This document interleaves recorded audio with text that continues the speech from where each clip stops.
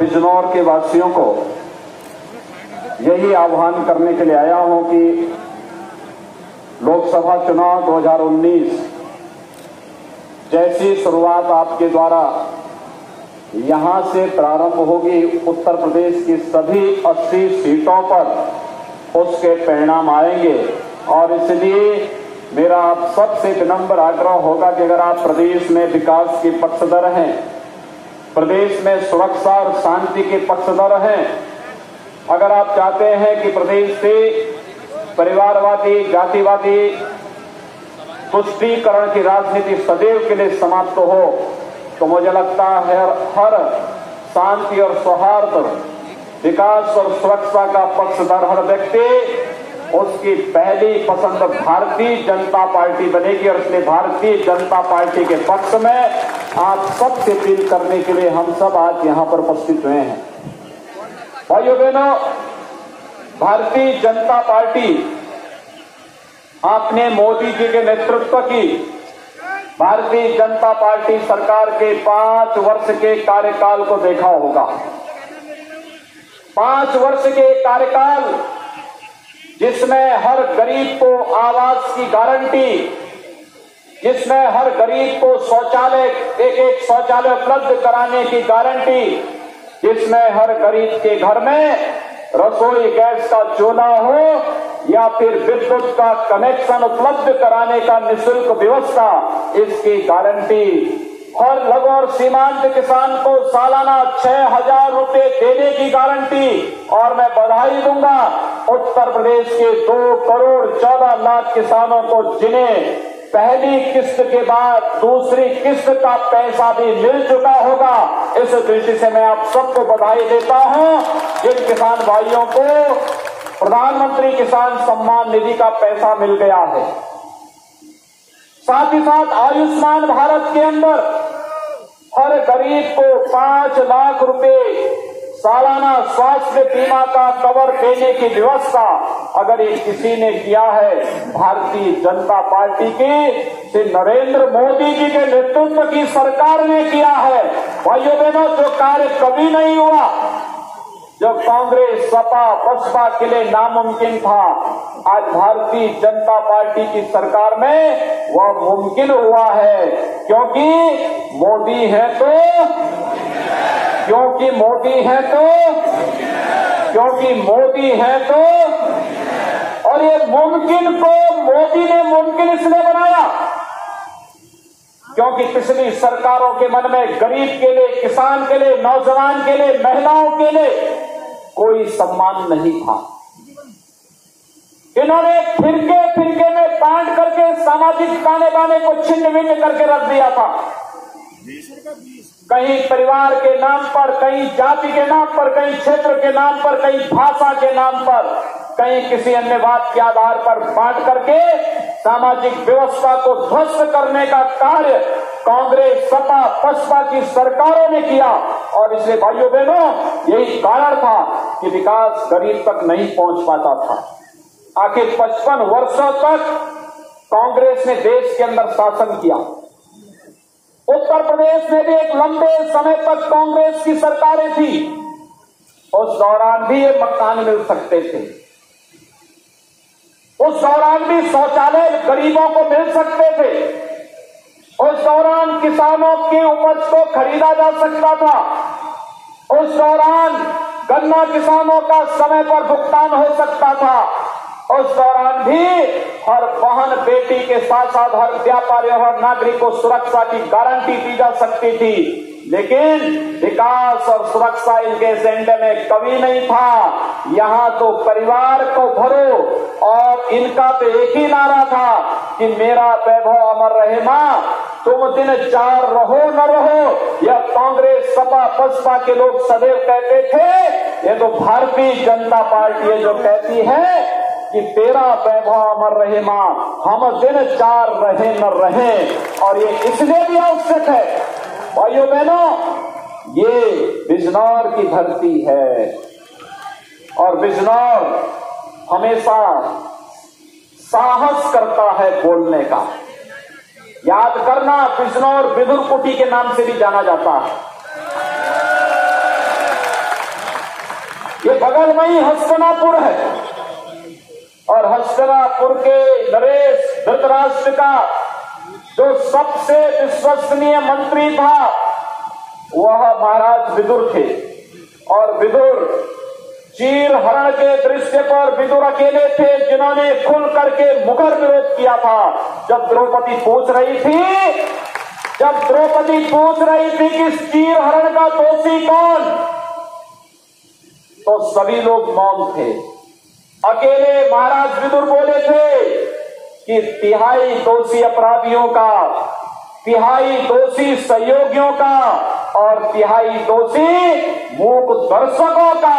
और मतदाता भाइयों बहनों, मैं आप सबसे यही कहने के लिए आया हूं, देश और समाज के चीर हरण के दृश्य को जो कभी सपा बसपा कांग्रेस ने किया था, राजनीतिक अपराधीकरण, अपराधियों का राजनीतिकरण, ट्रांसफर पोस्टिंग का औद्योगिकीकरण, संस्थाओं का भ्रष्टाचारीकरण और नौकरियों का परिवारीकरण, जातिवादीकरण, ये करने का पाप तो सपा बसपा की सरकार ने किया था, कांग्रेस की सरकार ने किया था।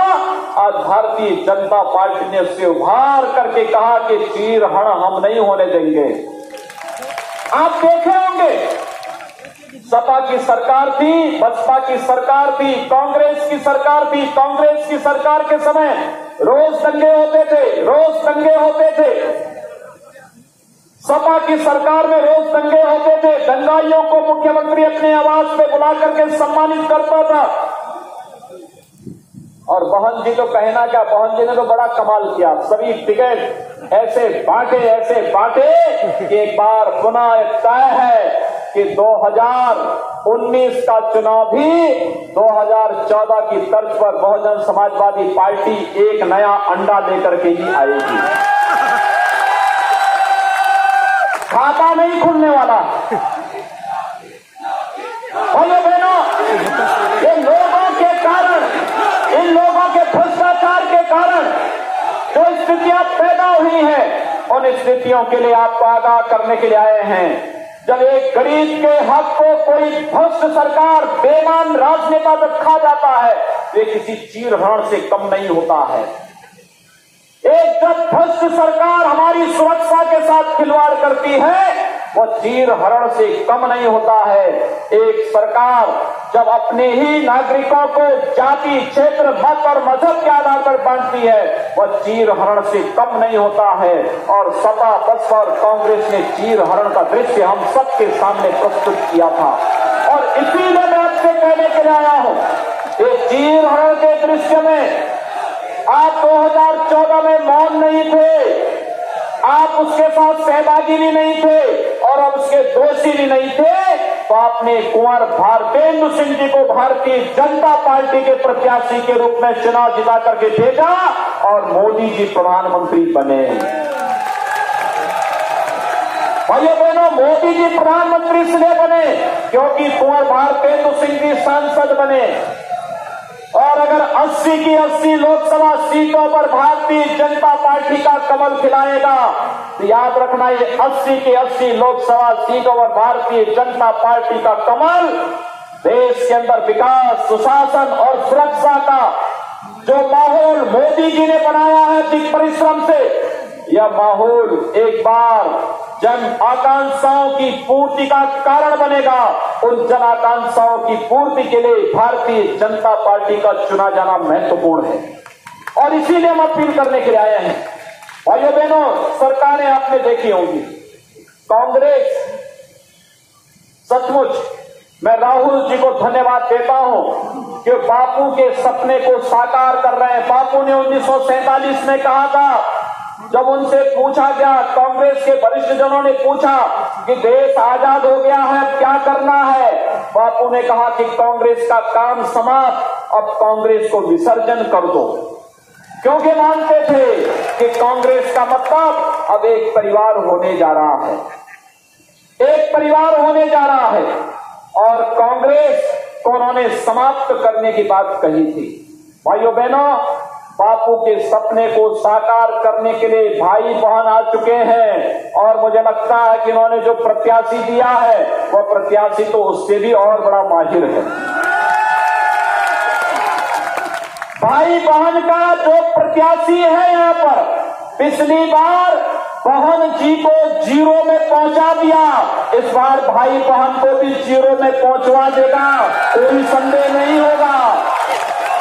और वैसे भी ये भाई बहन बहुत लंबे लंबे तीर भाग रहे हैं।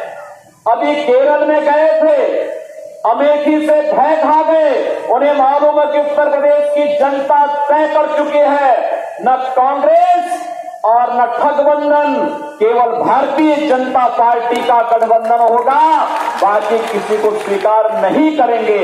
और इसीलिए जब अमेठी की सीट पर श्री राहुल गांधी जी को खतरा लगा तो उन्होंने सीधे सीधे केरल के वायनाड सीट पर उन्होंने जाकर के पर्चा दाखिल करने का निर्णय लिया।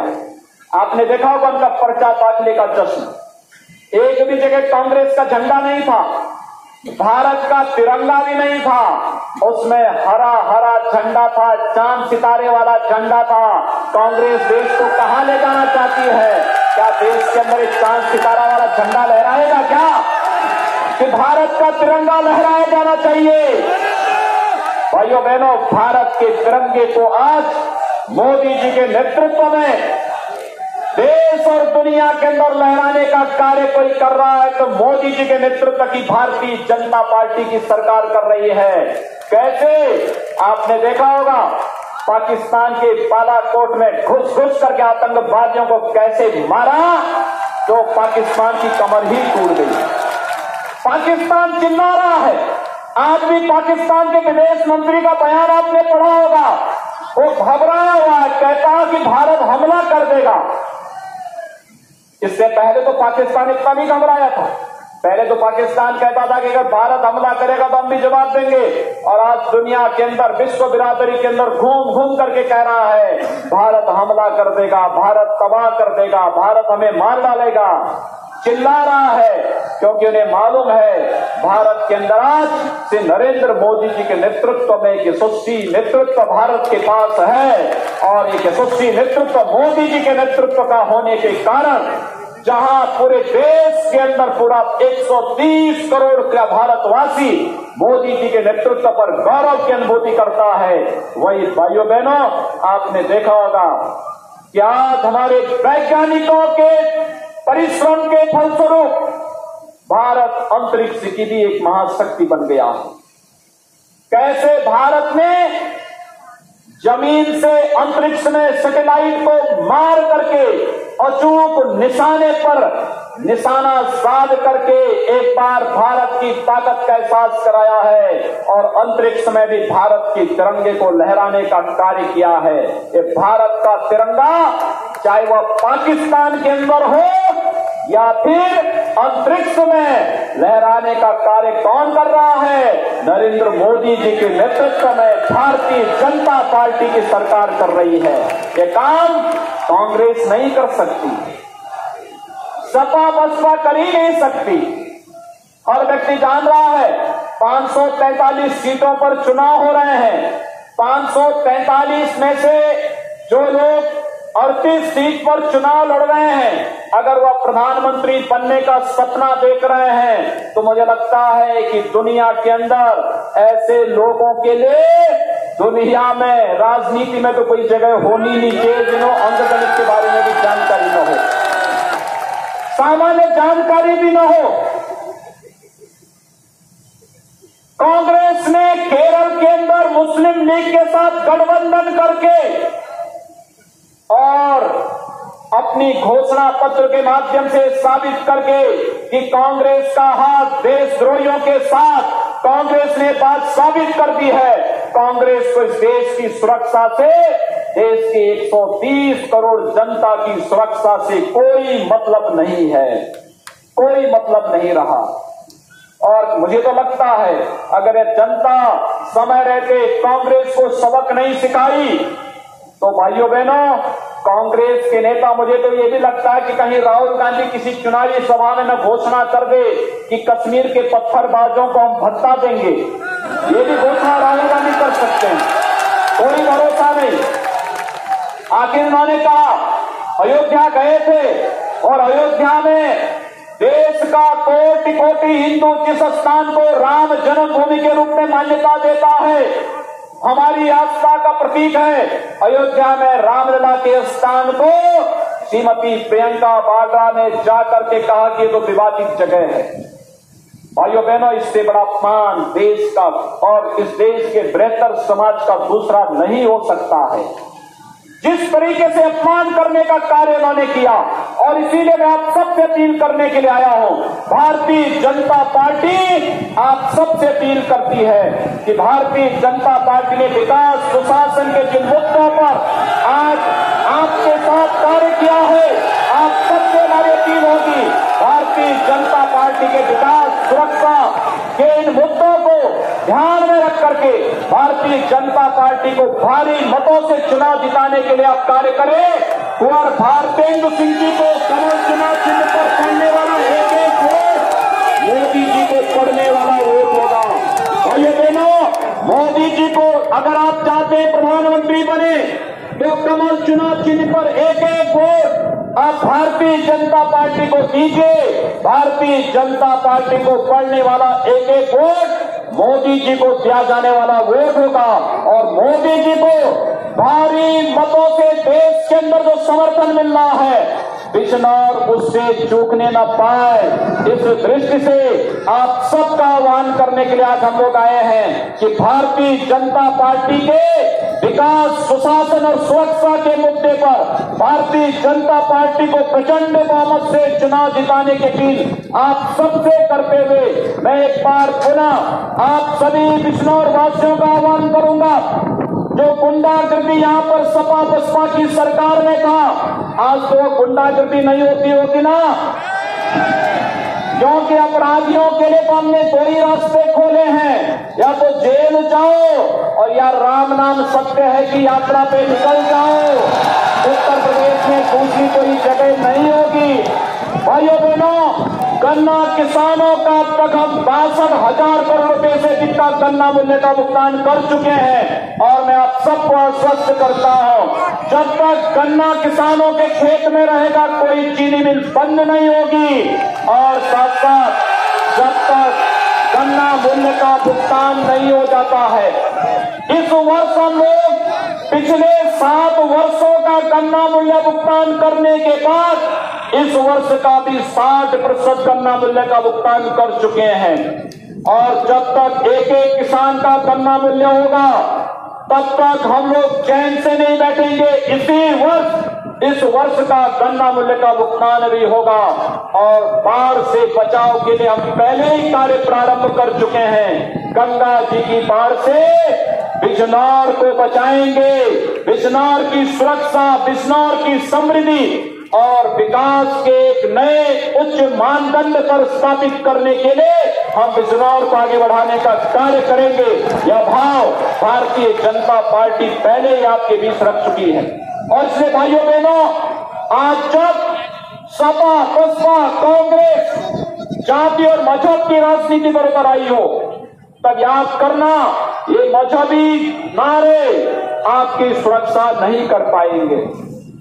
याद करना, सुश्री मायावती जी उसी नक्शे कदम पर चल रही है जिस नक्शे कदम पर चल करके कभी श्री जोगेंद्र नाथ मंडल ने